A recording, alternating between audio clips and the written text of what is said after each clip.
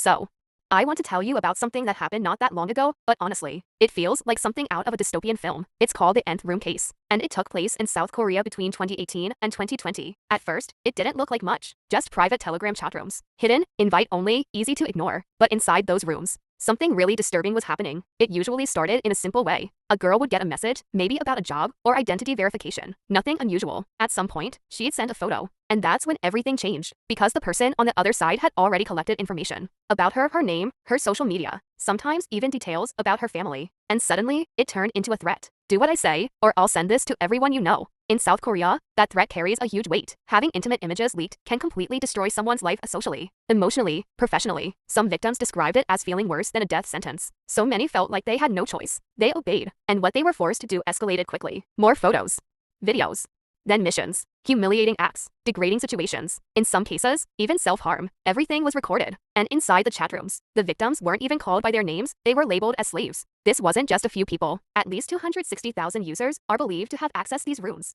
Some just watched. Others paid, often in cryptocurrency, to unlock higher-level chats. Because the system was structured in tiers, with different rooms offering different levels of explicit content. The more you paid, the more extreme the material became. And getting access wasn't always just about money. In some cases, users had to prove themselves. That meant submitting photos or personal information about other women or girls. Sometimes strangers, sometimes people they actually knew. So participation meant actively helping expand the network. By the time authorities uncovered the case, at least 103 victims had been identified, including 26 minors. Police investigations later identified over 3,700 suspects connected to the network in different ways. The main operator, known as Dr., ran multiple chat rooms and distributed thousands of files, in some cases, over 10,000 videos and images. Other admins managed separate rooms, creating a system that was both decentralized and hard to shut down. Payments were often made using Bitcoin or other cryptocurrencies, making transactions harder to trace. Some users paid hundreds or even thousands of dollars for access. Chat logs showed that users sometimes requested specific acts, turning the abuse into something interactive rather than passive. The case eventually led to stricter laws in South Korea around digital sex crimes.